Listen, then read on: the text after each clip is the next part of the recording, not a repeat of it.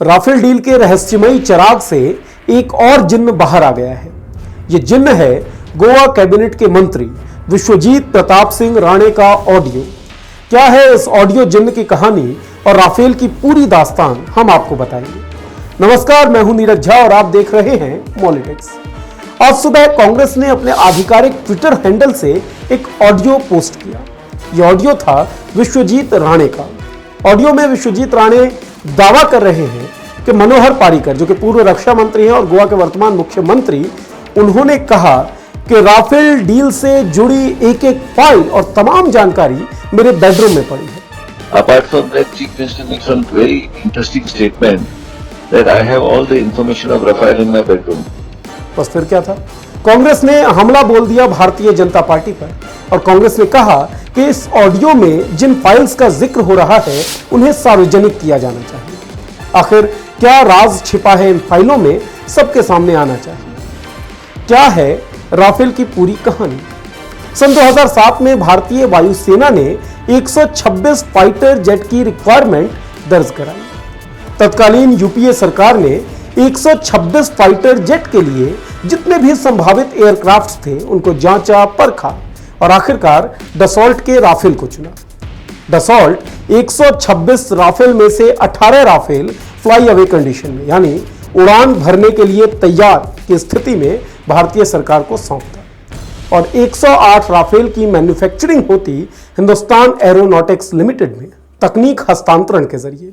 वही एचएएल जिसके तैयार किए गए फाइटर जेट ने 1965 के युद्ध में अमेरिका के द्वारा तैयार किए गए फाइटर जेट को पछाड़ दिया था, जैसा कि एक्सपर्ट्स कहते हैं।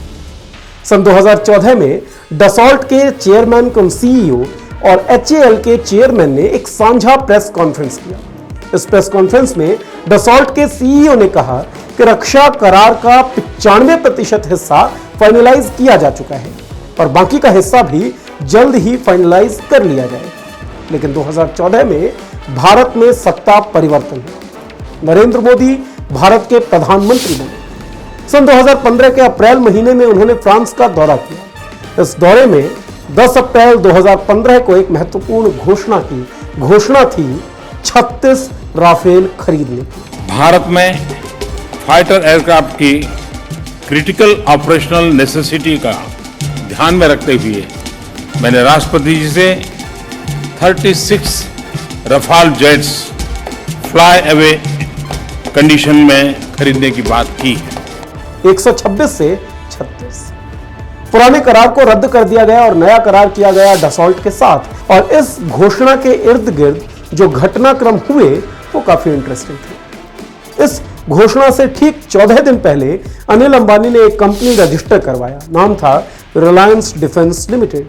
और इस घोषणा के ठीक 14 दिनों बाद रिलायंस एरोस्ट्रक्चर लिमिटेड को रिलायंस डिफेंस लिमिटेड का सब्सिडियरी इनकॉर्पोरेट कर लिया गया।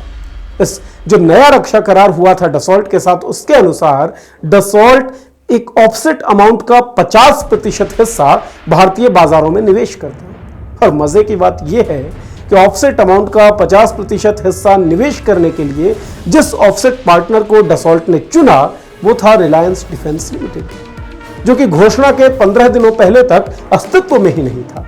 खैर, जब भैया थानेदार तो फिर डर काहेगा। अगर पूरे के पूरे राफेल डील को एनालाइज किया जाए, मोटे तौर पर उसका विश्लेषण किया जाए, तो कुछ चीजें निकलकर सामने आती हैं। मसलन राफेल डील में भारत की राष्ट्रीय सुरक्षा के साथ समझौता किया गया।